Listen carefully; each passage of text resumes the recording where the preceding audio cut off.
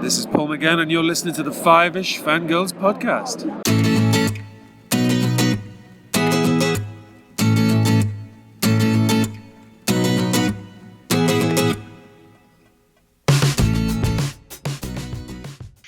The Tangents we continue all the way to episode 396 of the Five-ish Fangirls podcast. And Doctor, whoever's next, tag, you're it.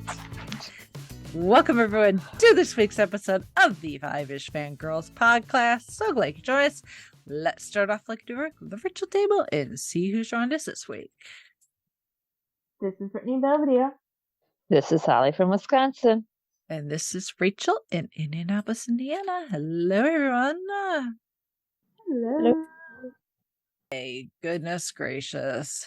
So, unfortunately, illness has once again ravaged Chrissy's household.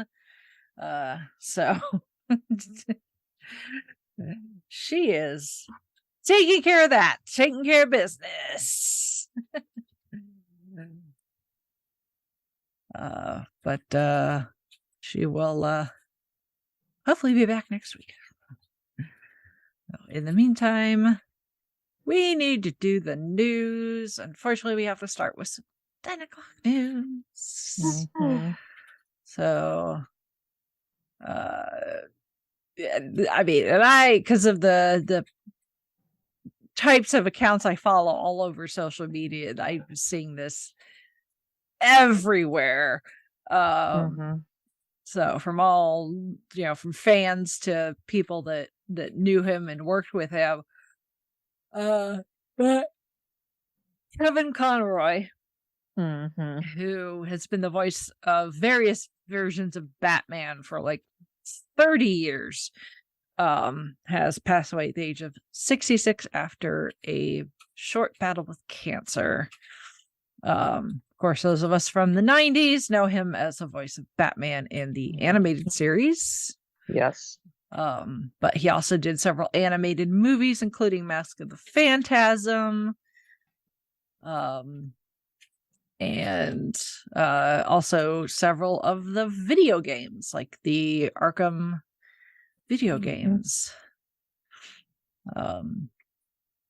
So, yeah.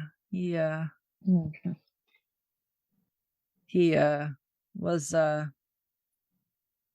actually scheduled to be at GalaxyCon Columbus. So that sucks. But thankfully his work lives on, which is good. So I never met him because I'm not a big DC person anyway. I remember watching an occasional episode of the animated series in the 90s, but it wasn't one that I really watched a whole lot on purpose. I do remember, though, I think I told this story. One of the years I went to Indianapolis Comic Con, and I was I believe it was the year Charlie Cox was there, so that's why I was there, because I was there to meet Daredevil. But Kevin Conroy was there as well, and I was waiting for for the photo op with Charlie. So I was hanging out, and Kevin comes out to his table, and he jumps up on the autograph table so I can see him, along with all the people that are in his line can see him, and he stands up and throws his arms up in the air, and it's like, I am the darkness, I am the night, in the Batman voice. So I love it. Ladies and gentlemen, I am here if you have any doubt. Yes, he's like, I am Batman. It's like, yeah, Batman's here. So Yep. That was kind of cool. That was my one experience with Kevin Conroy. So that was cool. Mm-hmm. So, but yeah, I follow a lot of, voice actors among other Yeah. things. So Mhm. I think the first post I saw was from Tara Strong, I think. Okay. It was her and Kevin at an airport, and she's sitting in the chair, and then he's laying across the chairs with his head on her lap. So she's like, I can't. So and it's kind of been the output ever since. So his Batman was kind of the Batman for a lot of people. Yeah, for a certain age group. Yeah. Yep. So there is that. Moving on to nicer news. I actually forgot this last week when I was like, oh, we don't really have any news. Speaking of GalaxyCon Columbus, this was before Kevin's passing, so this is announced. It's a little old, but I just forgot to mention it. They're really trying to squeeze every penny out of my wallet, because Vincent D'Onofrio, the Kingpin himself, is going to be a GalaxyCon Columbus. So, yeah. Unfortunately, Charlie Cox is already scheduled at a different event in like Germany that same weekend, so we can't get a nice little Daredevil trio get together with Charlie and Vincent and why am I blanking on her name? It'll come to me later. Get into my brain. Who am I trying to think of? Claire. Rosario Dawson. There we go. Oh, there you go. Yeah. I was like, I'll get it. Let me work through it. Rosario Dawson. It would have been nice to have a little Daredevil trio there, but unfortunately, Charlie is already scheduled someplace across the ocean. So. But you know, two out of 3 ain't bad. So now the question is, do I try to get my Jessica Jones cosplay put back together in the next couple of weeks? I lent my wig out and never got it back. So Yep. So we'll see.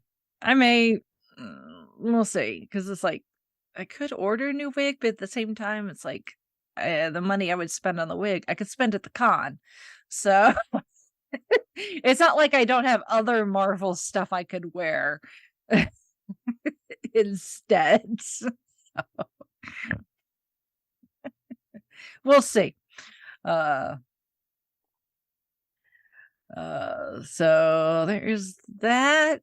And then really the rest is just a little bit of housekeeping. So if you haven't refreshed your podcast feeds recently, if you do so, you will see that there is a new episode of Gold Standard the Oscars podcast out in the main feeds, with kicking off the 1990s with Dances with Wolves. Oh my God. So glad that we're done with that. Anyway. And then this month's Gold Standard Patreon is also available for Patreon supporters. And we did the Barbra Streisand classic Funny Girl with special guest Shalane. Cool.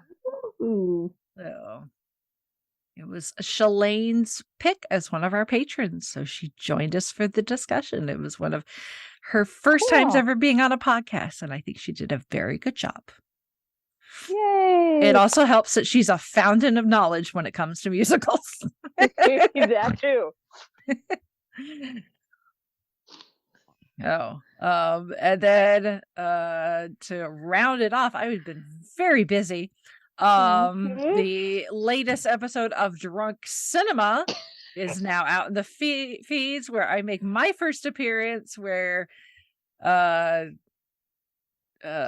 get kind of plastered. If you follow me on TikTok, if you see my post Drunk Cinema TikTok, you can tell just by the way I'm trying to speak that I'm at least somewhat inebriated. In the best way, because we had lots of fun talking the classic, one of my ride or dies, UHF. Which I highly recommend. If you've not seen UHF, I'm looking at you guys. Yes. So watch it first and then listen to the Drunk Cinema to go with it. Yes. Podcast, little homework note. I'm on a podcast tomorrow, or not tomorrow, but Wednesday. Still kind of doing a little bit of homework. Yeah. Well, thankfully, we don't have UHF on the docket for any time soon, so you guys have time. But yes, you keep it up, I'm going to take away your nerd card. So, yes, ma'am. Just saying. Just saying.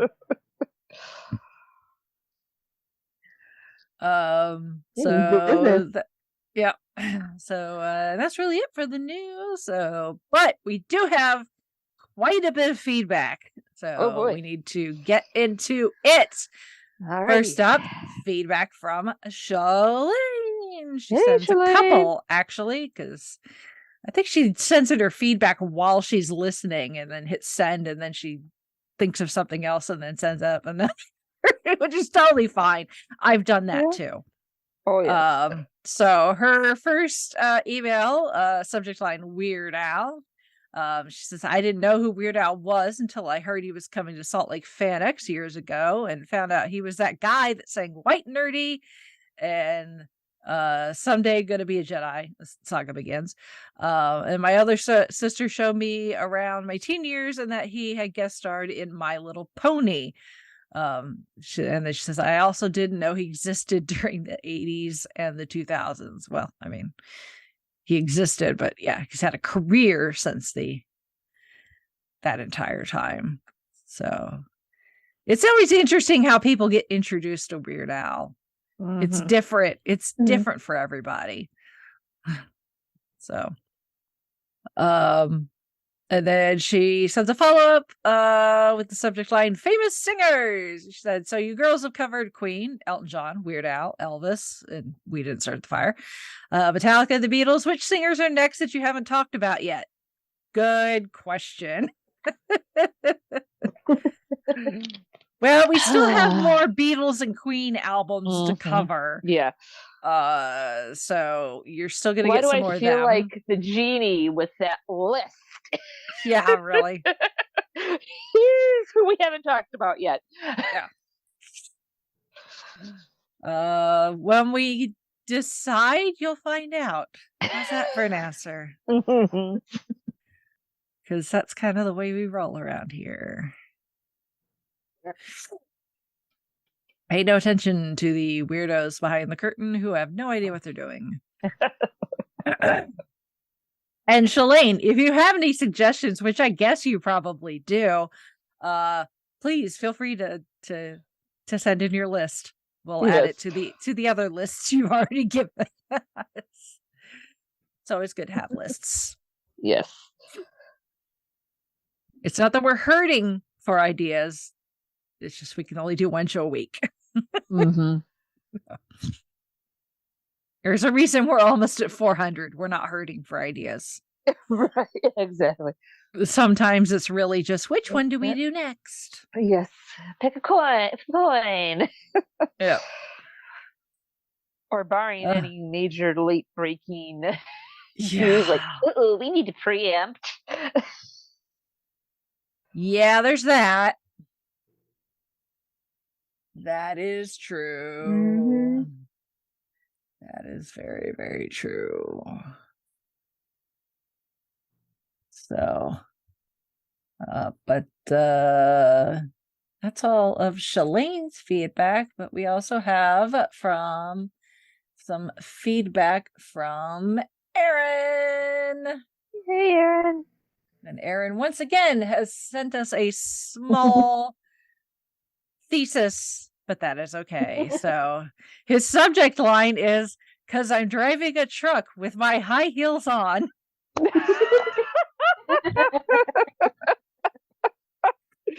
Which that Weird Al song, it's a Weird Al song. It's already funny in itself. Yep. And then it became even funnier when my mom's husband quit his job and went back to being a truck driver. So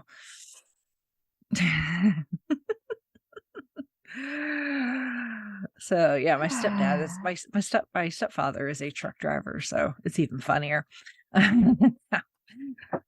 He says, "Hello to the 5-ish hosts. I've got a feeling that another essay is coming in, so sorry. Or you're welcome, or both. Quick note, please don't feel obligated to read everything verbatim if you read one of my emails. If it's easier to pull snippets like you do, I completely understand." Cool. Especially since this week I get to talk about my favorite musical artist of all time. No, seriously, I hold Weird Al in the highest regard because not only does his music fit my personality perfectly, but he really has a talent with lyrics and vocals, and that's what allowed him to not be a passing blip in the parody genre. Listening to this week's podcast was a blast because not only did you all cover the movie, but it was a 2-hour history lesson on the legend himself. I had read a number of the facts before, so it was a treat to hear many new things as well. Good. I'm glad you learned something new. Yay. So let me start with the movie. The first time I saw the original sketch was while attending the Mandatory Fun concert tour, where he played clips of different TV shows and movies referencing him during his song breaks, because some of those costume changes are not quick. I'm inserting that there, but it's true. When it was announced that it would be turned into a full-length movie, I was stoked. I thought it was hilarious, however, couldn't help but think it would have been just a little better. Janet Radcliffe is perfectly front and center, and it was such a relief for me because he would not have been my choice for the role, maybe Andrew Garfield. And when he was announced, it didn't seem like a great fit. I'm so happy I was wrong, and they were right. I shouldn't have doubted the polka god's own choice. He was Weird Al's first pick. Aww. I agree with all of you that playing it straight was so crucial to Radcliffe's success. I really hope he continues to have success in his career because I give him a lot of credit in his choices post Harry Potter and not getting stuck in a rut.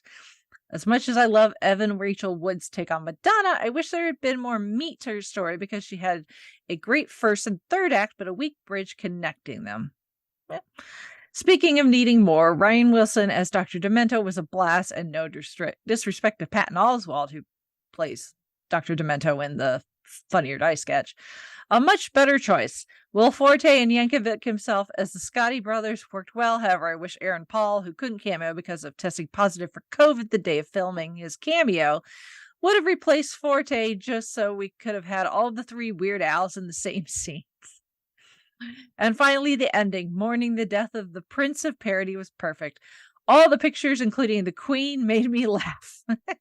Interesting fact, the movie had its premiere the same day Queen Elizabeth died, and the producers were worried that including the photo might have viewed as being in poor taste, but were relieved when the audience loved it. I think the Queen probably would have found it funny, actually. Mm-hmm. Yeah. Mm-hmm. Yeah. Alas, I do have 2 gripes about the movie. The first was so distracting to me. Radcliffe didn't provide the singing in the movie. Weird Al himself was dubbed over Radcliffe. I noticed this right away. The singing didn't match, and I felt like that took away from the performance. Perhaps if this would have been done differently so that the ADR was presented as a joke, I could get on board, but it wasn't, and I just didn't like it. Radcliffe did his own singing during the filming, so it wasn't like he was incapable, and I'm not sure why Yankovic insisted on his own voices. Maybe it's because he just really wanted that distinct Weird Al voice that we come to recognize so much. Because yes, Daniel Radcliffe can sing in his own regard. He's been on Broadway. I have I have a Spotify playlist of various show tunes from either Broadway or movie musicals, and that includes the a couple of numbers from his stints as J. Pierpont Finch in How to Succeed in Business Without Really Trying. So yes, Daniel can sing in his own right, but he does not sound like Weird Al. Like we said in the episode, Weird Al does have, even though his voice can change depending on the genre he's singing, he does have a distinct sounding voice. And that's really hard to replicate. Mm-hmm. So that's probably why, just because you hear a Weird Al song, you want to hear the Weird Al voice. But that's my guess on why they did that. The other is that there's more biopic tropes than could have been included to pad the runtime. There's a few moments where I wanted the script to move along, and there's just a few more jokes, same runtime. I would be a little happier. If any of you have seen Walk Hard, the Dewey Cox story, I think that did the biopic spoof just a little better. But again, I thoroughly enjoyed this, so I'm not too upset. What I am curious about is the director and co-writer, Eric Apple, who has stated that he already has ideas for sequel, including time travel and opening up a multiverse. I don't know about any of you, but I hope that happens. Maybe then we can get Paul's Weird Al teaming up with the real Weird Al to go back in time to save Radcliffe's Weird Al from being assassinated. Shenanigans ensue. Pull a Deadpool 2, maybe. Ooh. That would be funny. That actually could be hilarious. I would like to ask, though, would any of you be interested in a non-parody biopic? I know he hasn't had a career full of drugs, alcohol, and prison sentences to tell a riveting story, but I would like to see one down the road. If not, I'll just rewatch this again. I don't know. I saw that when your email came in, and I'm like, because Al's life has been kind of mundane, other than him being wildly successful by, like he says in the movie, being the best accordion player in a very specific niche of music. I don't think a straight bio would work. No. Maybe a documentary. Yes. But no, not a non-parody biopic. It has to be this. It has to be a parody. It's just the only thing that makes sense. In my opinion. So, but I wouldn't mind a documentary. No. So, or if we wanted to have a little bit of a jab in the documentary, I would say a documentary, like kind of like a VH1 behind the music type. Yeah, which deal. he's done, but it was a parody. Right. But you know what I'm getting at. Yes. Yeah. So it's like, when he gets in the Rock and Roll Hall of Fame, that would be an appropriate thing to have released, I think, as some sort of proper behind the music and or documentary type thing. So. Now, Rachel, when he gets inducted to the Rock and Roll Hall of Fame, who do you think's going to do his induction speech? Who do you think should induct him? I mean, my first guess would be Dr. Demento, as long as he's still around. Right. Yeah, that's what I was thinking too. But if he can't, who do you think would? Or is that something that you have to think and get back to? I think I'd have to think about it. Okay. So, I mean, it could be, you could go funny and maybe do like a Patton Oswalt. Or I don't know, a Jimmy Fallon. Right. Or somebody like that. Or you think one of the Monty Python guys would. Or one of the Monty Python guys. Or you could do it slightly kind of serious. Like, obviously, Kurt Cobain's no longer around, but maybe like Dave Grohl. Ooh, he would be good. Ooh. So,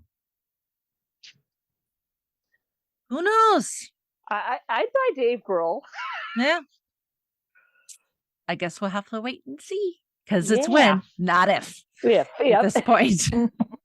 Every year, we're just going to be like, sending telepathy to the over to Cleveland. And we'll have to make a note to self with the timestamp of who our predictions were. It's like, yeah, all really. right. Yeah. All right. We continue. Now I've got to share some of my Weird Al Yankovic love that is not related to the movie. One thing Rachel and I have in common, other than our love for the awesome accordionist, is that I too had Bad Hair Day as my first album. I had never heard of the man, and after a day of being dragged around the mall with my mother, older sister, and her friend, on the drive back, my sister mentioned buying a new cassette tape by an artist she heard was funny. I remember us laughing the whole ride home and sitting in the parked car until the tape was finished. Being about 8 at the Nice. time, it wasn't until I was older that some of the jokes started making sense, but it instantly became my favorite tape, and my sister eventually gave it to me because she got tired of me always asking to borrow it. You got a really nice sister. So that Very makes nice Amish sister. Paradise my very first ever Weird Al song, and perhaps because of that reason, it remains one of my favorite songs. Depending on the day, maybe even my number one. It's hard to choose. Yep. It was hard for me to keep up with his albums since I was young and jobless, so I tended to listen by sharing means. Uh-huh. The problem Join here the is that club. the problem here is that there was no Wikipedia at the time. So I just searched for Weird Al, and I got an abundance of music that may or may not have been his, but had his name on it. Yes, that was definitely the case. And unfortunately, with things like Napster, you couldn't listen to it beforehand. Nope, so you didn't know No, what you were did getting. it. Yeah, so you just had to assume that it was labeled correctly and that the file wasn't like corrupt in any way. Right. Yep. Yeah. Yeah, there's a lot of stuff out there that's equated with Weird Al that's not. It even sounds kind of like him, because there are some people that do a pretty good job of kind of sounding like him. That's not him. Like, there's websites dedicated to songs that have been equated to Weird Al that are not Weird Al. So, I just had a trusty internet to be correct. Ha! Which leads me into something you all were all discussing during the podcast about piracy and Weird Al's comments regarding how to stream the movie outside of the US. Several years ago, around the time of Don't Download the Song, I read an interview he did where he was asked about his music being pirated. What I found fascinating was his answer, where he stated something along the lines of, while he doesn't necessarily condone it, he's just happy people who want to enjoy his music have a way to listen to it. Exactly. That's why we don't condone piracy, but we're not necessarily going to turn you in either. His only issue was he doesn't like his naming attached to songs that aren't his, and a lot of torrent sites were giving him credit for songs that he had nothing to do with, especially some of the songs out there that were like not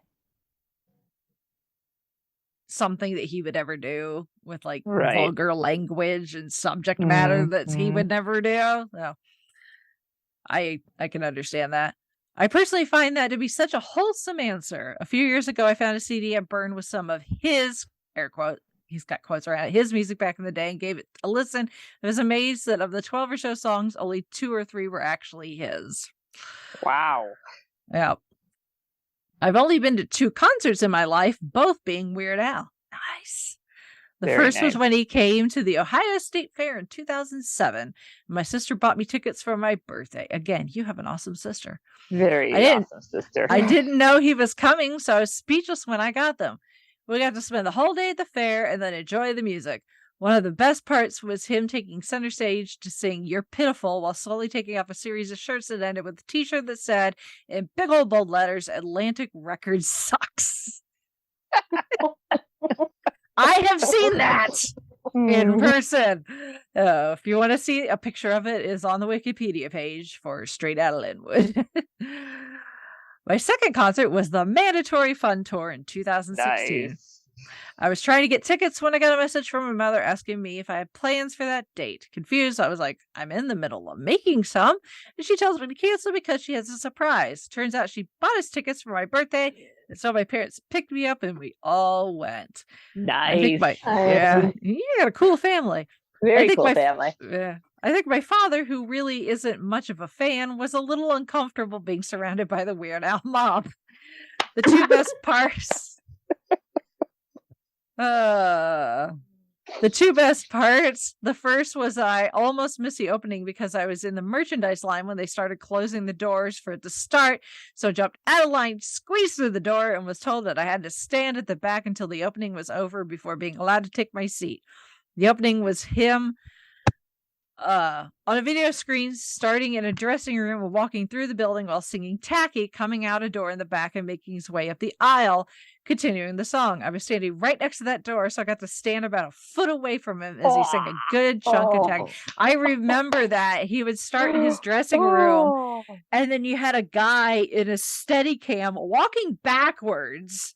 Oh, wow. Because they were in front of Al, as Al made his way from backstage in his dressing room to the stage. So it was really cool. And you could tell it was live because we saw the Mandatory Fun. It was at White River State Park, which is an outdoor venue. And it was really cool to see in the background of the live video feed, like, wait a minute, I know exactly where he is on the property. So yeah. The other guy that snuck in with me was able to snap a photo before the usher almost smacked his phone out of his hands. The second part was him singing "Wanna Be Your Lover," and he came into the audience and serenading women. Yes. He makes his way to the row about 2 ahead of us and more or less gives a woman a lap dance while singing the majority of the song. The woman looked a bit mix of ecstatic and embarrassed. I nudged my mother and told her she'd just gotten 2 rows forward. That could have been her. My mother got this mortified look on her face, telling me she doesn't know what she would have done.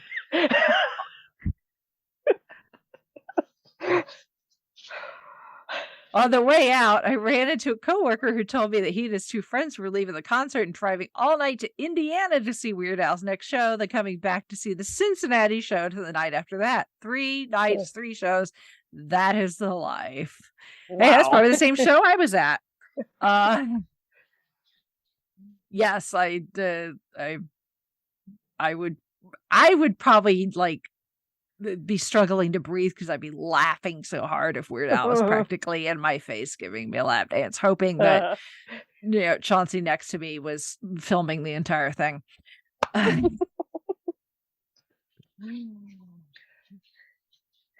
We continue. UHF, I had a very interesting first experience with. I saw it when I was younger, and I thought it was easily the dumbest movie I'd ever seen. And I could believe that this is the same Weird Al who'd made such time-lasting music, and there was a half second where I wondered if this was a different Weird Al Yankovic. Because that's clearly such a common name.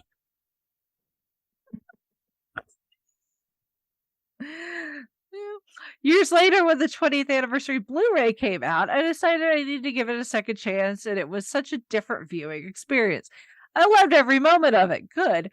I don't know what my young mind was expecting, that I was so disappointed, but I wised up to its greatness, and that's all that matters. Good for you. I will conclude with one of my favorite Weird Al inspired moments. I have all of his albums on my phone, and when I'm having a rough day at work, I tend to put them on a randomized playlist and spend the rest of the day lost in humor. One day, a coworker was confused by my playlist of Nirvana, Tiffany, and Michael Jackson, among others, to which I explained it was Weird Al. My coworker tells me that he's from Canada himself and also a big fan. The other day, a third guy decided to blare his gangster rap music, and when we asked him to turn it down or to use headphones like the rest of us, he had some choice words for us and continued. So my Canadian cohort and I decided to get out our own speakers, sync up Running with Scissors, if I remember correctly, and blared it in surround sound. After about 20 minutes of being miserable, Guy 3 got the point, and we didn't have any issues for the rest of his short career. My coworker and I still laugh about it from time to time. I was kind of expecting him some sort of Canadian idiot reference in there as well. Well, I warned you all that this would be a long message. and if you made it all the way through, thank you for taking the time. As always, I thank you all for your great episodes. I look forward to what you discuss next. Take care, Aaron. Thank you, Aaron. Thank that you, was Aaron. very funny. Rachel, perfect sound clips. I was wondering what you were going to put in, and I'm just like, yay, yay, yay, yay, yay. Check mark, check mark, check mark, check mark, check mark. Yep. Oh, that was a lot of work, but that was much appreciated. I was absolutely right. I was like, we got so many copyright dings on YouTube, but I don't care.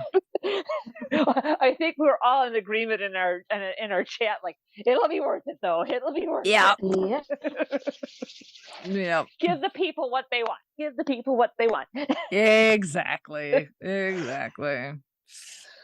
Well, thank you, Shalane and Aaron, for your feedback. We appreciate it greatly.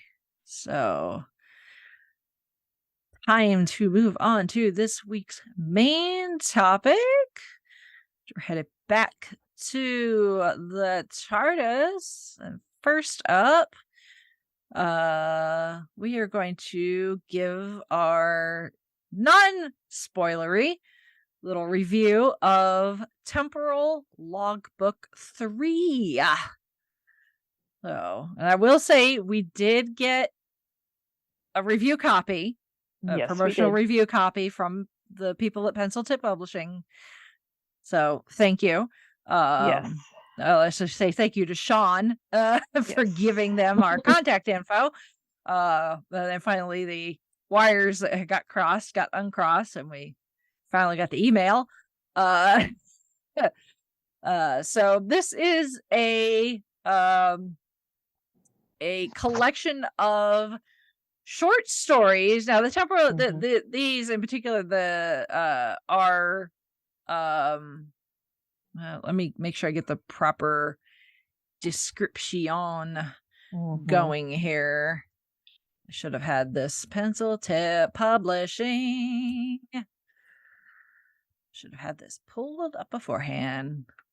I am slow sometimes. So, okay. So here is the official description from Pencil Tip Publishing. Encountering the Doctor will change your life, and not always for the better. Because this one's Temporal Logbook III, Changed Lives. A traveler in eternity, the Doctor has touched countless lives, bringing salvation to some and agony to others, but always making a difference. In these pages, a selection of Doctor Who fandom's greatest writers reveal the joys and pains a meeting with the Doctor can bring. Through galactic battles in 60s London, Temporal Logbook III, Changed Lives brings stories from Kevin Mason, R. Morgan Critchfield, Matthew Kressel, Russell McGee, friend of the show, Luke Dyer, Greg Maughan, James Sylvester, Hamish Crawford, Sean Collins, Richard Peavers, James Hornby, Alison Winter, Paul Burns, and Rob Nisbet. All proceeds from the publication are being donated to Settled. Settled is an independent charity providing free and trustworthy information, advice, and support in different languages to European Union, citizens in the UK.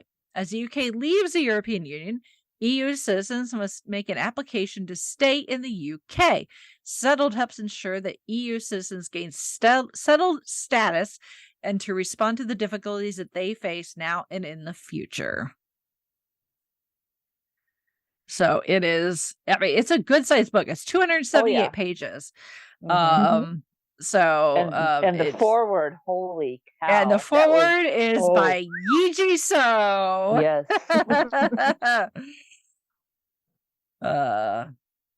From Doctor Who, the movie. So I'm not gonna get into every single story because there's a lot here. Awesome. Because there's a story for every single Doctor. Yes. In here. So at least the Doctors that we at the moment, once we talk about Power of the Doctor, subject to change, but before Power of the Doctor, Little asterisk. the numbering as we knew it before Power of the Doctor. So everything from Hartnell's first Doctor all the way up through Jodie's Doctor and the War Doctor is in there as well. So, and they're not in Doctor numerical order, so it bounces around, which is cool. Yeah. There's the forward by E.G. So, there's author bios at the very end of the book. So, but yeah, E.G. So's little forward, I had no idea. Me either. That he almost died once. Yeah. I'm just like, whoa. In a motorcycle accident. Back the truck up. Yeah. No, that's wild.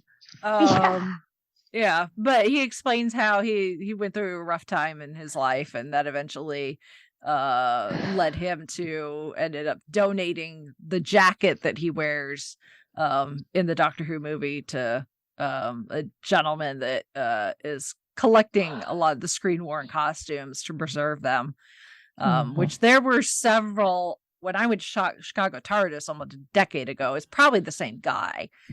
Had several screen worn costumes. And that included like Chris's leather jacket and I'm pretty sure Paul McGann's outfit. So among other things. So that was really cool. So my guess is it's probably the same guy. It's kind of moving forward there from Yuji.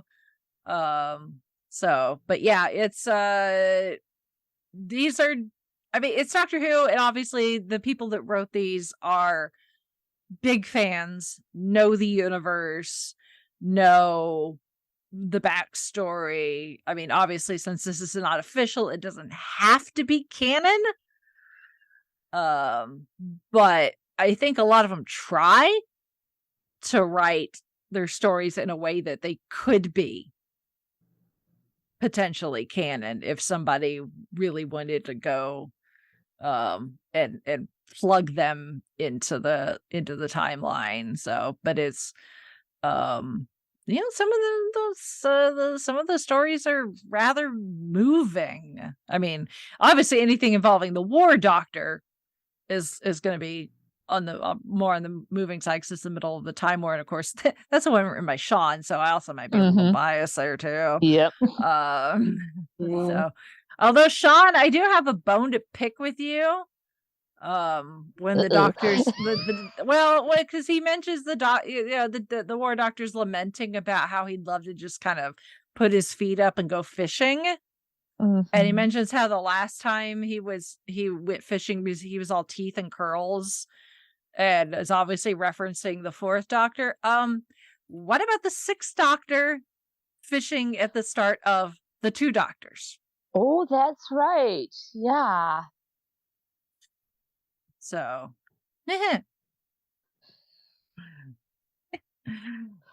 but mostly I'm just yanking your chain there, Shaun. But I was like, wait a minute. Yeah, I was like, curls, yes.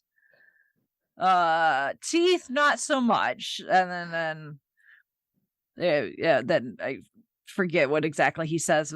He says something else, and it's obvious that he's referring to the fourth Doctor. And I was like, what a minute. What about the Doctor boring Perry to tears because he's too busy trying to catch a fish before all the crap that goes down in the two Doctors?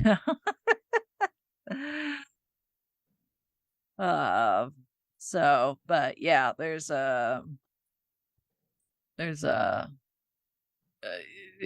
bits that have there's some that they have some funny bits. But yeah, there's some references to things where like, like Steve Rogers, like, I understood that reference. Where a story might be focused on one Doctor, but it references something that maybe happened with another Doctor. different companions, and then also references other companions, like the Fifth Doctor stories with Turlo, the Third Doctor stories with Liz. So, but yeah, it's a good read. I guess just if anything else, let the little snippet though be your kind of warning that this isn't all going to be. I mean, it's Doctor Who. It's not all take a banana to a party fun time. It can Doctor Who can be serious. Very serious, but like I said, I think every person that contributed a story to this did just a fantastic job. And I don't know how it worked as far as like who wrote what. I don't know if they were assigned a doctor or they got to pick or what. I have to ask Shaun or Russell how exactly that worked. But it's obvious that they are fans. It's kind of like having Russell T Davies or Peter Capaldi or someone else who was a fan of the show become involved. You can just kind of tell that they're fans first, creators second, but you can tell that their love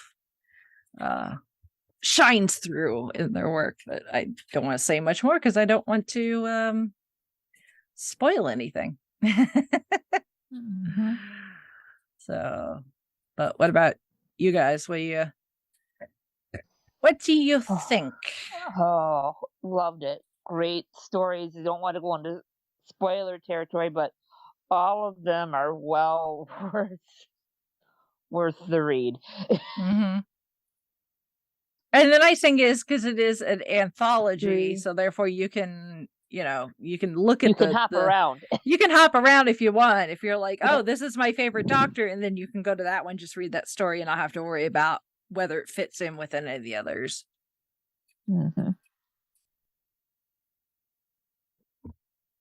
So, but yeah, definitely, if you're a Doctor Who fan and you like, those types of books where they're collections of short stories, I can speak. Then I highly recommend picking up a copy of the Temporal Logbook. And I kind of want to go get the other ones now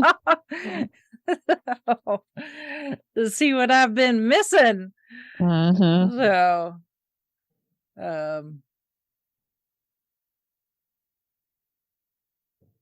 maybe we'll have to put that on the potential list for the book club. Maybe, possibly, down the line. So, the cover is gorgeous. I love the cover. Yes, yeah, that green with the swirly bits, the Gallifreyan there, and the gold. Yeah, it's very pretty. So, no. But yeah, you can purchase it through Pencil Tips website, I think. Yeah. So you can buy it there. And that's print on demand, I think. So, because it says usually printed in 3 to 5 business days. So you can buy the paperback through them. I'll put a link in the show notes. So that's the only downside to getting the review copy. It's just a PDF, so you don't get the joy of holding an actual book. So,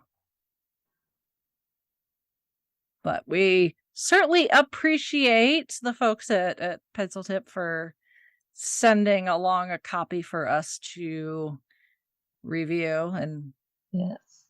I may go ahead and buy an actual physical copy because it's also for a good cause. So Mhm.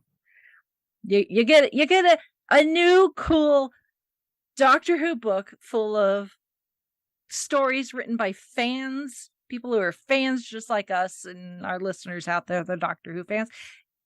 And you get to help a really good charity at the same time. So yeah, I think that's win-win for everybody. Mm-hmm. Yep. So, all right. Well, moving on to Powell of the Doctor, Jodie Whittaker's final story as the Doctor, the rather appropriate considering that Doctor Who's 59th birthday is next week. It happens to be Paul McGann's birthday today too. So, Mm-hmm. and he appears in this episode along with a number of other people that I'm about to get very excited about. Yes. And this one was kept very well under wraps. Yes. Very much so. So, on the surface, kind of straightforward-ish episode. You got the Doctor running around with Dan and Yaz. The Master pops up like he does. Mm-hmm. And starts causing issues like he does, which Sacha Dhawan's Master. Oh. Brilliant.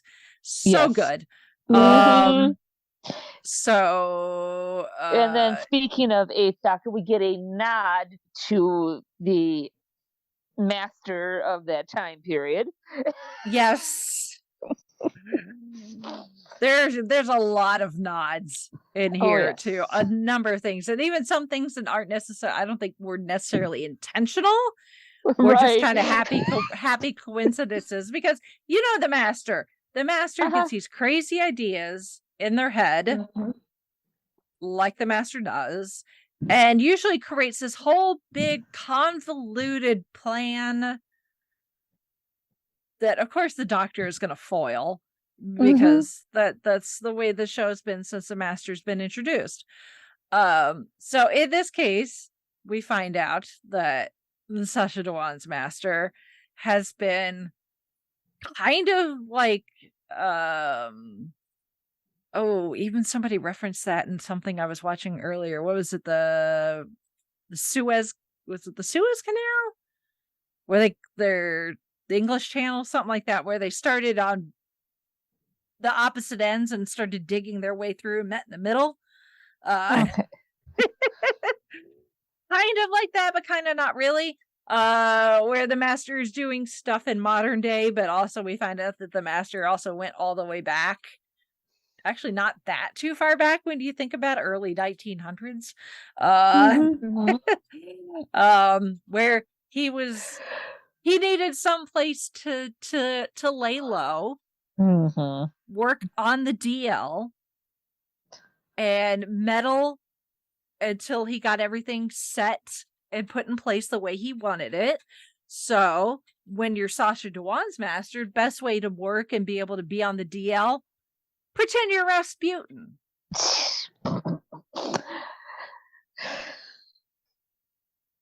Like perfect. You do. I mean, honestly, it is kind of perfect. Yeah. It's like, of course he was, Yeah. Who is it? Oh crap. Who was it? That was like, I think it was River.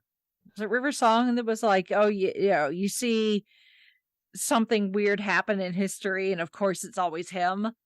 Or something. I know I'm butchering the line. It's like, it's either the Doctor or the Master. More than likely. If it's not the Doctor's involvement, it's probably the Master's involvement. So why not? Rasputin was actually just the Master, hanging out in history, messing with things. Like, I honestly can believe it. Because Yeah. I mean, It's it very allows plausible. him. It allows him to be as like mystical and batshit crazy as possible. Sasha, as Dewan's master is, and it fits right into the mythology that is Rasputin. Nobody's Yes. gonna question him. Exactly. And the fact that this is the second time a Doctor Who actor has played Rasputin, because Tom Baker played Rasputin back in the Yes, he did. 70s. Yeah.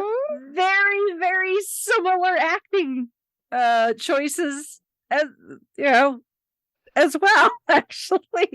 So there were several times where I'm like, is this Sacha Dhawan or is this Tom Baker? If I time travel back in the 70s and I'm watching Nicholas and Alexandra again.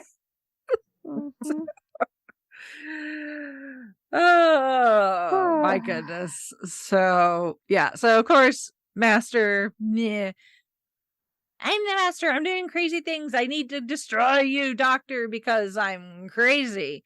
And that's what the master does, is force the Doctor to regenerate, which of course, forced regeneration, not unheard of. The Time Lords Nope. made the second Doctor regenerate into the third in War Games. Yep.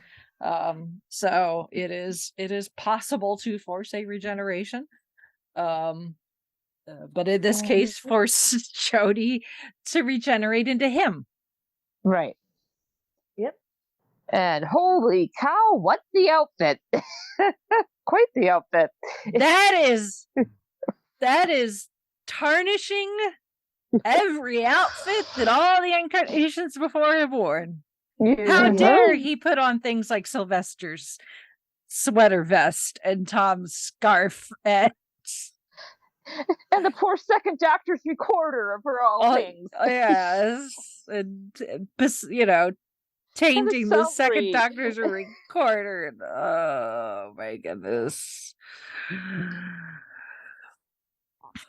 So now we have a Doctor Master incarnation ish. Yeah. Now, where was River when we needed her with the gun? You know? Yeah. Go back and think that outfit choice. Everything. Yeah. I don't know. But here we get to expand a little in the the zeitgeist, the knowledge of Time Lord regeneration, and we see Jodie's incarnation go into kind of a limbo, kind of an incarnation limbo, where I guess the soul, the spirit, the whatever term you want to use of that particular incarnation kind of goes, and I guess has to decide whether to move on. This is the way I'm interpreting it, that myself. This is, you can tell me if you've if yours is different. So the Doctor regenerates. We see the new body. Yep. The essence of the previous incarnation goes into this kind of limbo and stays there for, I'm sure time runs differently on their end, but X amount of time. And from there, they have to move on. And in my mind, when they move from the limbo onto whatever afterlife, whatever label you want to give it, that's when the regeneration becomes permanent. And that is why, in my mind, when Christopher Eccleston regenerated into David Tennant, the spirit that was Eccleston's incarnation is in this limbo. And while he's still in this limbo, David Tennant's, has his hand cut off and is able to regrow a new one. I'll buy that. Yeah. And he has that line, he's like, I'm still within so many hours of my regeneration. Right. Well, and just therefore the way, he's able too, to he grow said the new his hand. hand's a fighting hand. I mean, I could almost see Christopher Eccleston saying that. Seeing from beyond, like, oh no, we're not doing this with just one hand. Right, yeah. Putting a new one, and it's going to be even better than one you just lost. So that is why. And let me grab you a Satsuma while we're at it. Exactly. And that is why they were, Yaz was able to reverse that regeneration because it was still within that window. I will buy that, yeah. So, does that make sense? Oh, yeah. That makes sense. Okay. I picked up what you were laying down. Okay, good. You never know sometimes. This isn't my first rodeo with the wibbly wobbly timey-wimey. That is true too. It's like how many regenerations have we gone through? So maybe that's like the reason why some of the doctors had like a bit of a trouble at the beginning is maybe because the incarnation is not quite ready to like go. So maybe that could be. In the limbo, that's why. I could see that. Yeah, I would accept that. I would accept that as adding on to that as well. So, so that's why, from the outside, incarnation or regeneration is like,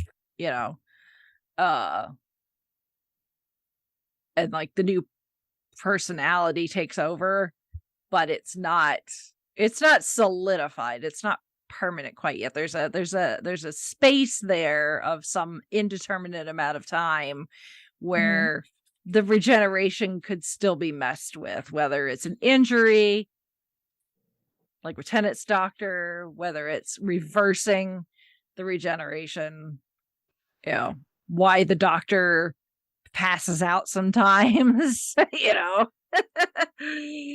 it just sleeps. Why they go a little crazy like the Sixth Doctor did.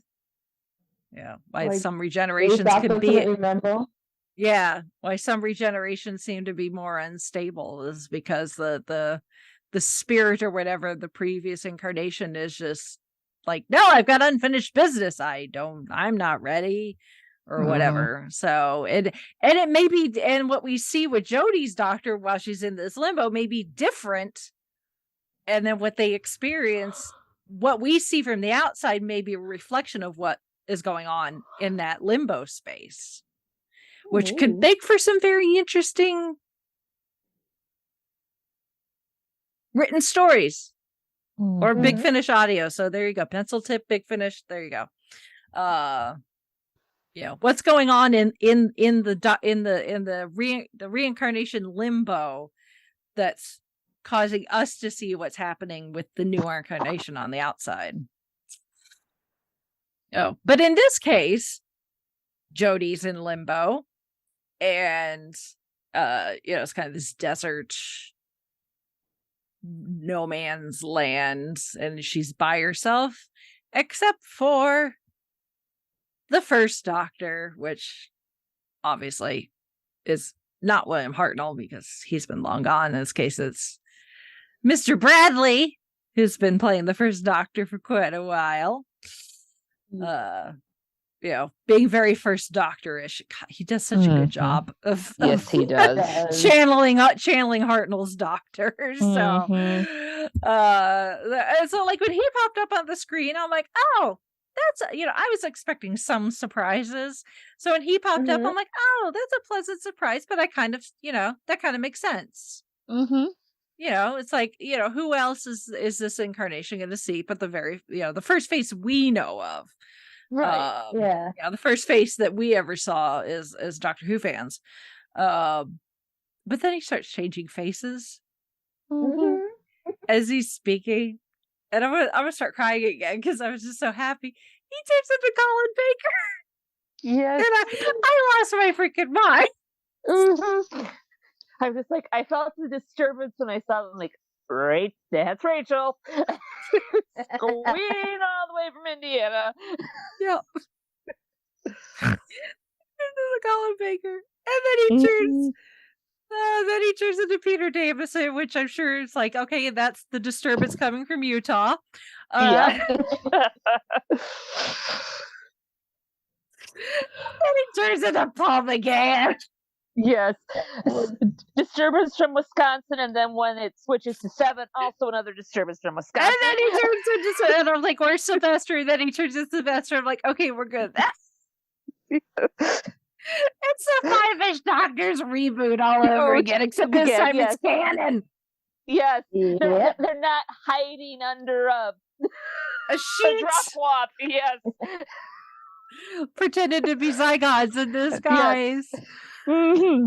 I mean, this episode was already like really exciting because we've got Ace. Yes. We've got Tegan. And Tegan. Yes. You know, we've got, the Queen of Nitro 9 and the Mouth on Legs teaming up with Kate. Yes. So, you've got two really awesome classic Doctor companions with the daughter of the Brigadier teaming up together with Unit because, of course, while Unit got defunded, they weren't going anywhere. Kate was like, damn it, we're not, we may get knocked down, but we're not going away completely. So she's been working. My father would never allow this to happen. Exactly. So I am going to make sure it does not happen. Exactly. And Big Finish, FYI, more of this team up, please and thank you.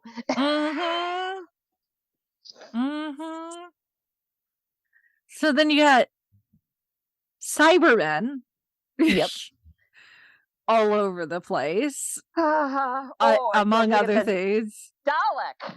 And then we get Daleks. We get a Dalek. Yeah. But apparently he's gone rogue. I love the Doctor's response to the, like, me trust you. Never. Hey, we've all seen the episode with Winston Churchill. Yes. Or Dalek. Go back to the Return of the Daleks and New Who.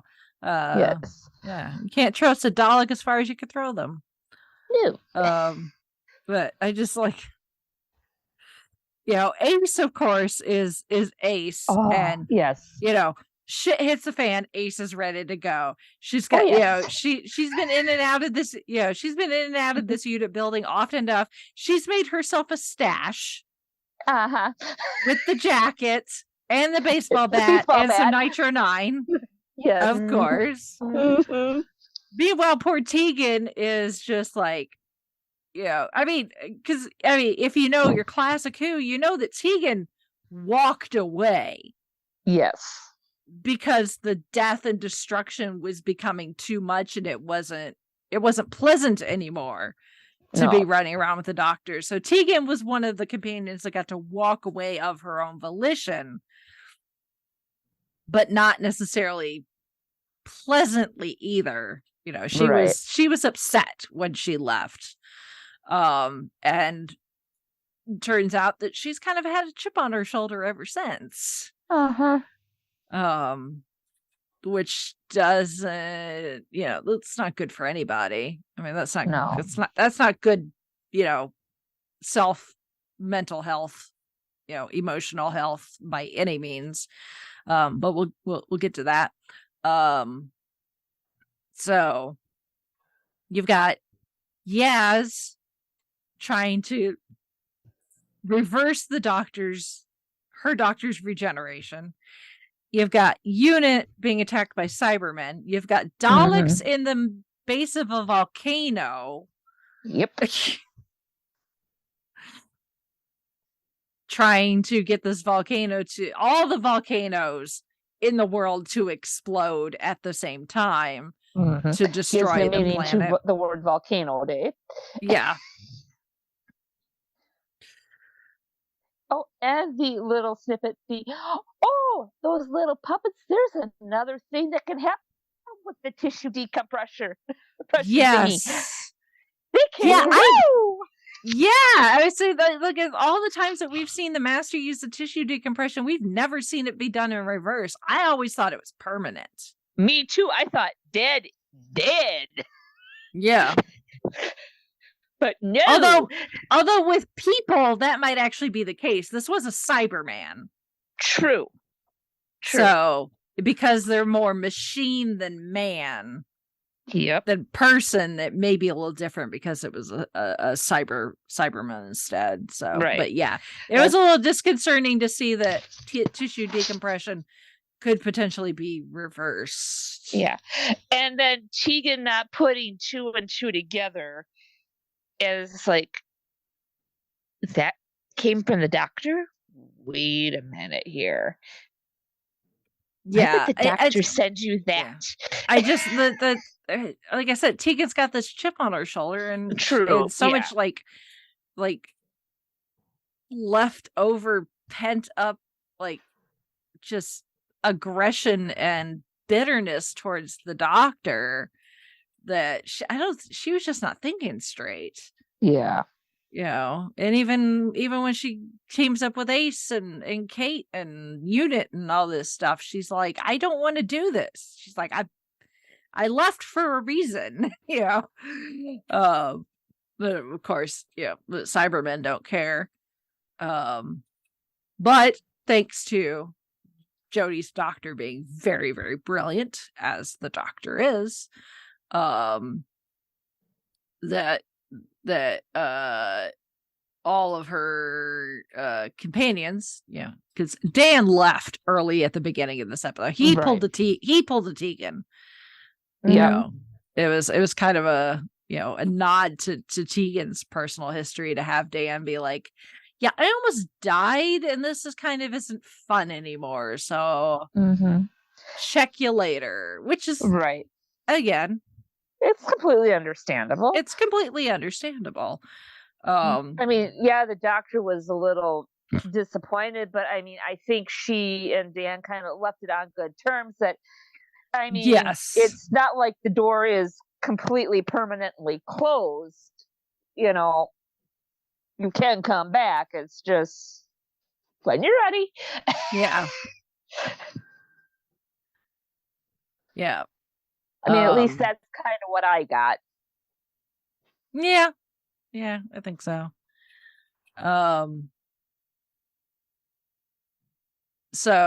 But yeah, the doctor being brilliant, like the doctor was able to figure out a way to have a psychic connection with the companions, and able to show up as a kind of a hologram, but it takes on the image of the doctor that they're going to recognize. So of course with Yaz, it's Jodie's doctor, no problem.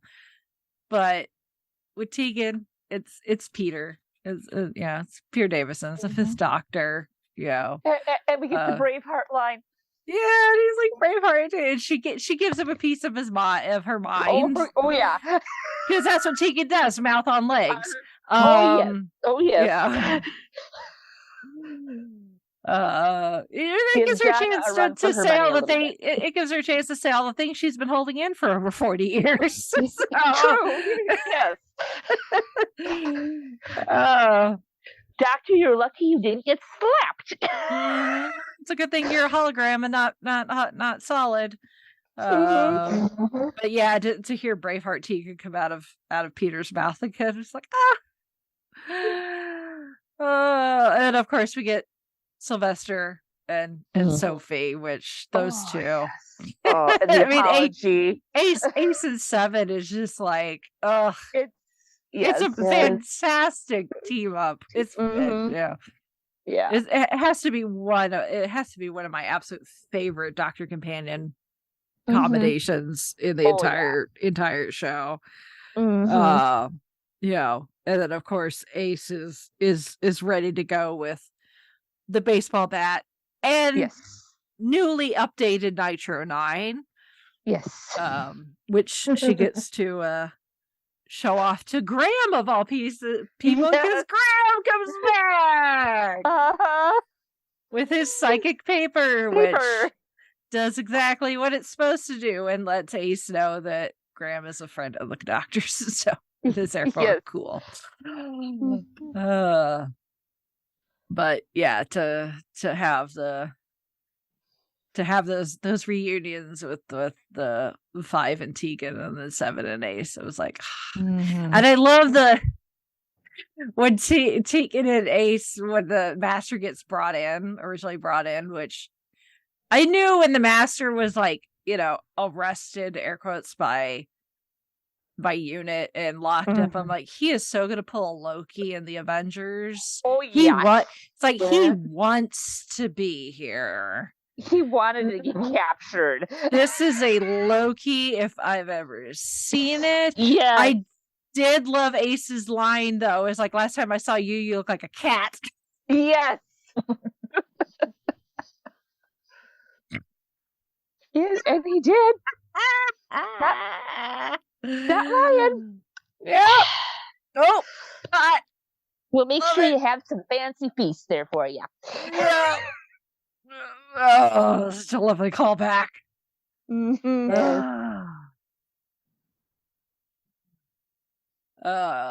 So of course the Doctor, with the help of her fam, saves the day. Yaz gets the regeneration reversed. The Master's plot gets foiled. The Cybermen destroyed. Daleks destroyed.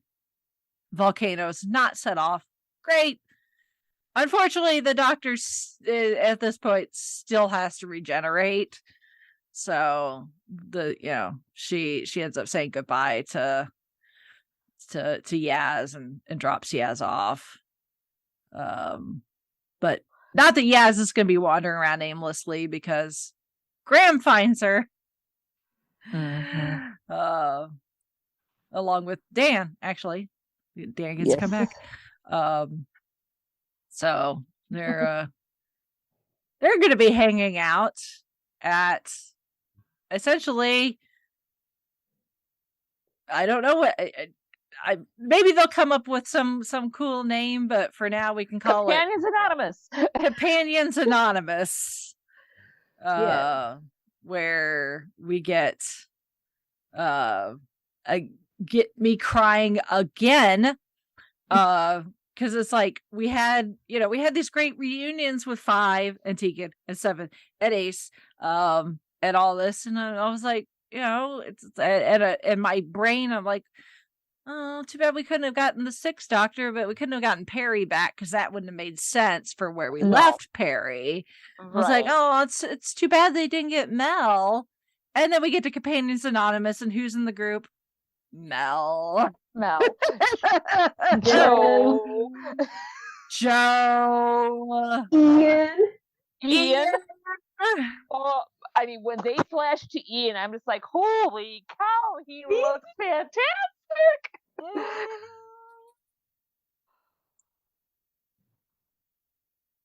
Yeah, I have this nice little companion support group, and it's like, oh, and Ian, and then Ian's very confused when they call it, they refer to the Doctor as she. We'll catch you up. Yeah, like, no, don't worry, Chesterton, we'll get you caught up. Great. But yeah, it was like, the support group that we didn't know we needed. Yes, we didn't know we needed, but now we desperately want again.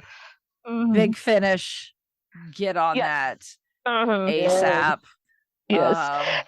The TV show proper is throwing you softballs here. Yeah. Exactly. So then Jodie's Doctor has made her peace, unlike the last last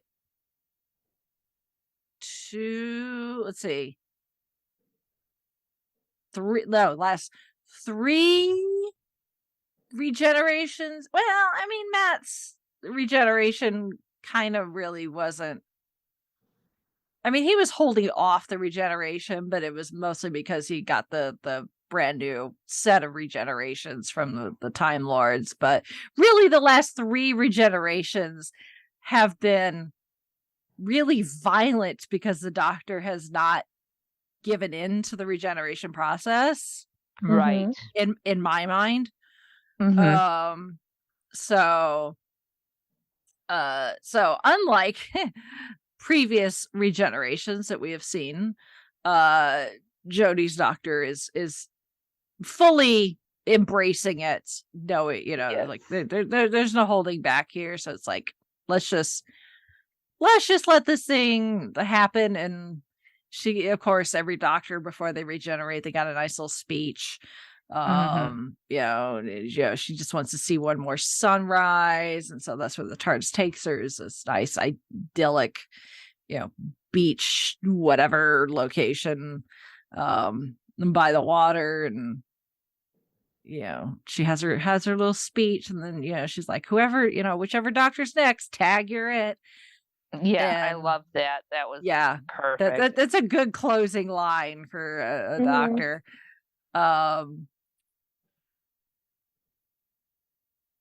She turns into David Tennant. And then the reaction. Teeth. I know these teeth. Which means David Tennant's Doctor, both times that he is regenerated into that face, his first lines are about teeth. Yes. The first time it's new teeth. Yes. This time it's like, I recognize these teeth. Yes. Damn, still not Ginger. I'm hoping there's a Ginger line in the next episode. Yes. This is in Ginger line in the 60th. Which, again, I lost my mind. Because I was not expecting that. No. At all. Because I had seen the little teaser trailer thing from the BBC before I watched the episode, and you see David Tennant's Doctor Donna, and I just assumed that it was a little snippet of their little adventure that we're gonna get next year. And there's also a clip of Shooty in there. We see his Doctor. He's like screaming, going, "Will somebody tell me what's going on?" or something like that. Right. Yeah. So I'm like, okay, we're getting a look at both our new Doctor and the little special that David Tennant's going to be in with Donna and Wilf. No, that's not how things are going to go. We're going to get David Tennant again, which, according to Russell T Davies, this is the 14th Doctor. Yes. So David Tennant is officially the 10th and 14th Doctor. They equated it to Grover Cleveland, who served 2 non-consecutive terms as President of the United States. So he was both the 22nd and 24th president. Okay. Yep. Yeah. Work. I'll buy it. Yeah. So yeah. This is I have so many questions. Yes. It's like I have so many questions about how this is supposed to work. Yeah. Because the thing that Neil Patrick Harris supposed to be playing. That too. But the thing is, and the thing that gets me is, why did the Doctor regenerate? And why was David not wearing Jodie's clothes? Why did the outfit regenerate too? Hopefully that'll get answered some time in the special. That's what just makes me, that just, to me, never happened before. yeah, because just to me, yeah, because to me, knowing Russell T Davies, to me, that's a clue. Yes. Oh, about Russell, what yes. is about what is going on. That's a clue. Oh yeah, that's a clue. So this is, I mean, technically, it is starting somewhere in season 1, and we don't get payoff till 3. The end of the season, yeah. Yeah. So exactly. So it's like, yeah. So to me, it's just an indicator that yes, well, technically, this is the 14th incarnation because of the regeneration order. I'm doing air quotes. To me, there's just like this red, warning neon light shining in my brain saying this is not just gonna be a straight up regeneration into a new incarnation. There's something unusual and special about this that we don't know what it is yet. Well, and then also with Donna coming back, because Donna can't remember. She's not supposed to remember anything, right? And if she does remember, she's supposed to brain's supposed to go kablooey. So yeah, hopefully all shall be answered. Yeah. Next now, year. If she meets the face that she knew before again and doesn't remember that she knew this face before. Right. So. And the outfit he's wearing is different. So. Yeah. I mean, he's done the blue coat before, but. Right. It's not. The suit itself looked a little more checkery plaid of some sort. Yeah. Yeah. It's not the Janis Joplin coat. It's right. Yeah, there's just if it was any other showrunner, I would be like, okay, let's see what happens next. But because it's Russell T Davies, I trust him first off. Yes. But it's just it's like you're laying the groundwork for something there, I2D, and I look forward to finding out what it is in a year. Thank goodness we have a year, because I'm going to try to go back and rewatch a year and 2 days from now. Yep, I had started season 4, but then it's just like, ooh, I got to do Jodie Whittaker retrospective. Pause. Jump to Jodie Whittaker, get that done, and then back to rewatch. Because it's just like, you don't know, Russell is so good at pulling storylines or what you think is throwaway, and then all of a sudden, wham! Important. That was not a red herring, and that was actually clue. But now we have to wait a year and 2 days. Yeah. To find out what the hell is going on. I am not a patient person.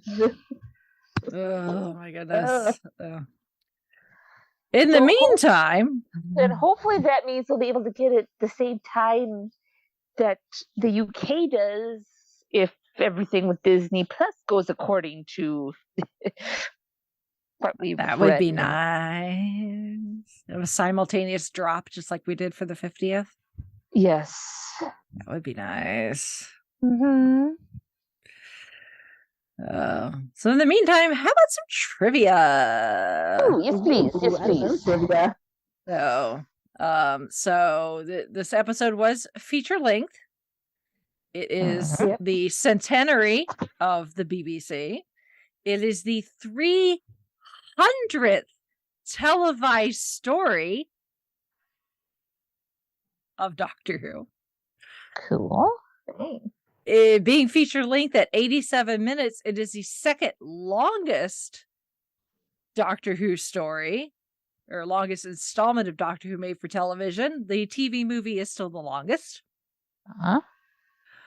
Jodie Whittaker was already pregnant with her second child while filming this episode and apparently was suffering from very bad morning sickness. Oh boy. No. This marks the largest reunion of previous Doctor Who cast members in the show's 59 years. This is obviously Tegan. The 5 Doctors? Mm-hmm. Yep, still bigger. This is Tegan's first appearance since Resurrection of the Daleks, Part 2, and Ace's first appearance since Survival, Part 3. Although obviously they have been in Big Finish for quite a while. Mm-hmm. Mm-hmm. This is the second Doctor Who special to have Unit, Tegan, Daleks, Cybermen, and the Master.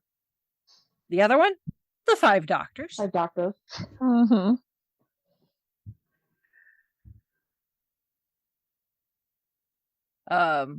Having William Russell make his appearance as he is the first companion from the very first episode of Doctor Who, appearing in this episode gives him a gap of 57 years, which is a world record for the longest gap between televised appearances as the same character. Wow. Oh, wow.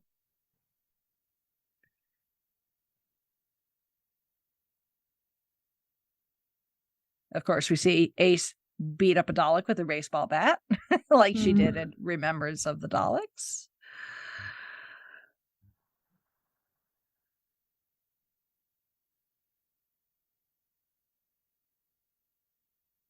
Of course, this is the second time the Master's been responsible for the Doctor's regeneration. First time was in Logopolis. Mm-hmm.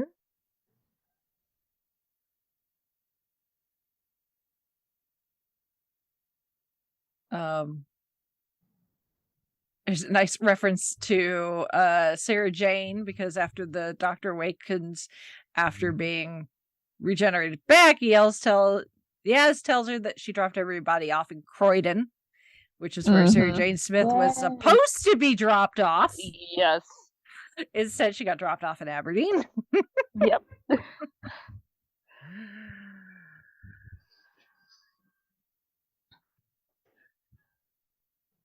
So, yeah, some nice little references to the classic era. Which, for a not being necessarily it's a special, obviously. Anytime the Doctor regenerates, it's a special episode. But for this not being the 60th, Definitely felt like an anniversary episode. Yeah, it kind of felt like an anniversary episode. So, it's just, yeah. I mean, he was not the worst. I mean, there have been some other showrunners, you know who you are, who haven't been ideal. Yep. But there's no offense to Chris Chibnall, but where the hell has this writing been your entire run? Yes. I mean, Right? okay, granted, yes, he wanted to bring new blood in, but with him hiding a story like this, if he could have put some more effort like he did with this one into those, I think the fan reception would have been a heck of a lot better. I mean, I love Jodie's run. She did fantastic with what she had to work with, but Chris kind of did her just a touch of a disservice up until this last episode, in my opinion. A little bit. Yeah, that's kind of my one kind of complaint is, where the hell has this been the entire time? Because it's so good. Yeah. Yeah. I mean, obviously, I am always a sucker for multi-doctor, multi-companion stories. You get, but but this was just, it was so good. Yes. So I mean, it may just be because it was the last episode, it was the BBC's 100th anniversary, so they gave him more to work with. That could be. So it allowed him to be like, this is my last hurrah. So I'm just gonna throw everything I've got at it, because what they can do, fire me, I'm on my way out the door anyway. So that could be it. I don't know. We'd have to hear from Chibnall himself, but I mean, this easily has to be the best story of his entire run. Oh yeah. So if he got to go out, he went out on a really, really high note. So I mean, it's a shame. It's always sad to see a doctor go. I think Jodie did a fantastic job, like you were saying, with what she was given. I think her doctor is, I think with time will become more beloved. I hope. Yes. I hope she gets the Colin Baker treatment with time. Yes. Thank you. You were reading my mind, Rachel. Big Finish. Make sure you sign her. Yeah. Well, like I'm sure they will eventually. Read the papers to her. Yeah, I'm sure she will eventually. It's just the like the contracts with the BBC versus Big Finish, like the doctors or whatever, they can't appear for so many years or something like that after they've left the show. Something weird in their contract. So yeah, as soon as she's eligible, I'm sure that Big Finish will be like, Jodie. So I mean, we got David and Big Finish. We surely have got to be close to the window opening for Matt. So and then a few more years for Peter. And Peter would I severely doubt that Peter would say no. I'm sure he'll jump at the chance to do more Doctor Who. He's such a fanboy. So him in a reunion with the Paternoster gang. Ooh,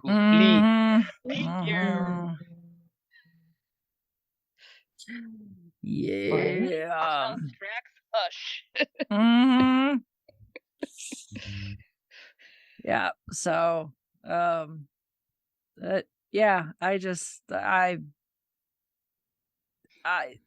needed a cuddle after this episode. Even Chauncey was like, "You look emotional. Here, have a hug." And I'm like, "Thank you very much." I'm like, I'm crying. Granted, they're tears of joy. Yes. But still, I'm like, my jaw's on the floor. Pretty much from the moment that Colin Baker appears on the screen to the end of the episode, jaw's on the floor. It was happy tears and sad tears. It was. I was just. This was perfect, but it wrecked me, but in a good way. Yeah, because it's like, my doctor back on screen. My other doctor. I can't handle it. So good. So yeah, it was so good, and a good send off for Jodie's doctor, and I look forward to seeing Jodie in a few weeks. Oh yes. So, any final thoughts? Oh, it is so good. I mean, the rewatchability is there. I mean, for people, if they're hemming and hawing about, should I watch it? Should I? Do yourself the favor, watch it. You're not going to, I don't think you're going to be disappointed, because I really haven't heard too much of the fan base complaining. It's mostly all been positive, fantastic. Very little on the negative, where I've been seeing a lot more positive than the negative Nellies. That's good. been the case for me as well. So Yeah. I don't go out my way to look too much anymore. Right. I've been like phone, but from the little I've seen, I haven't seen too many people like complain about it either, which is good.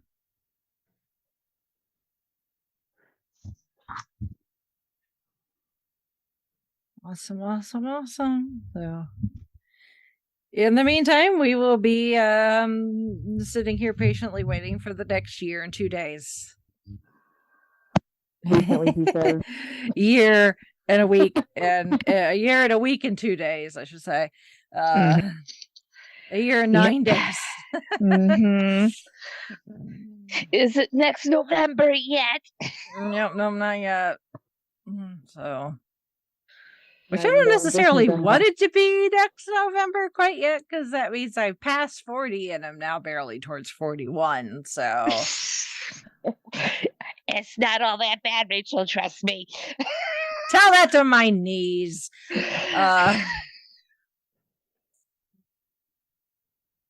Sometimes I wish I could just regenerate certain body parts. Tenet can grow a new hand. Why can't I grow new knees and hips? or youthen and strengthen the back. Oh, well, if any of our listeners want to send in their feedback on the power of the Doctor and what you thought of it, you could send us your feedback just like Shalene and Aaron did by sending us an email, 5ishfangirls@gmail.com, or you can go to our website, which is the 5ishfangirls.com, where you can connect with us via the Facebook and Instagram and the Twitter while it still exists.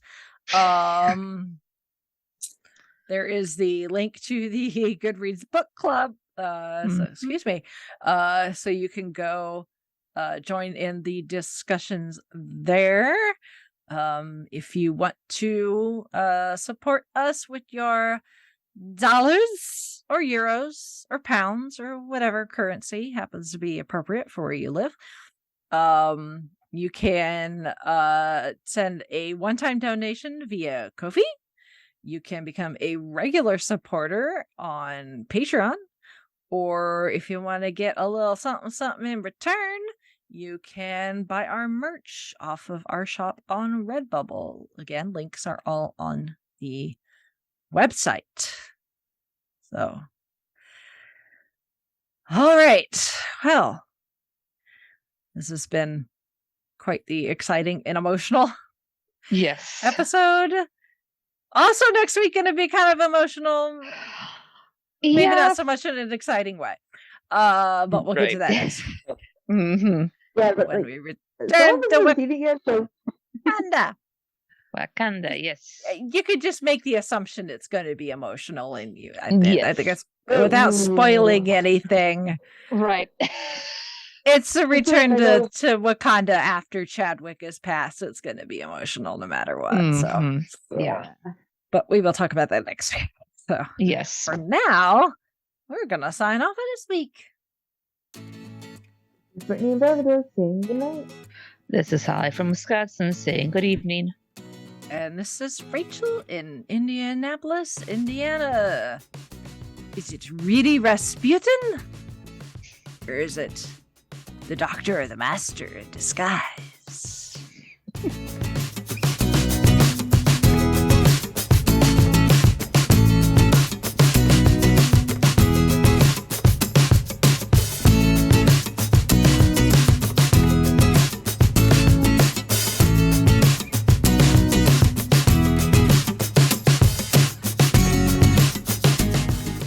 You have been listening to the 5ish Fangirls podcast. You can find more episodes and information at the5ishfangirls.com. Any and all books, movies, games, and any other forms of media mentioned are owned and operated by the respective copyright holders. No copyright infringement is intended or implied. If you wish to support the show, the easiest way is to leave us a rating and review. More ratings and reviews will make it easier for others to find the show. If you wish to support us monetarily, you can do so at patreon.com/5ishfangirlspodcast. All money goes towards fees and equipment to keep the show going. For official 5ish Fangirls merchandise, visit redbubble.com/people/5ishfangirls. We love hearing from our listeners and encourage feedback. You can email us at 5ishfangirls@gmail.com. You can also like and follow us on Facebook at facebook.com/5ishfangirls. Thank you so much for listening, and may the squee be with you.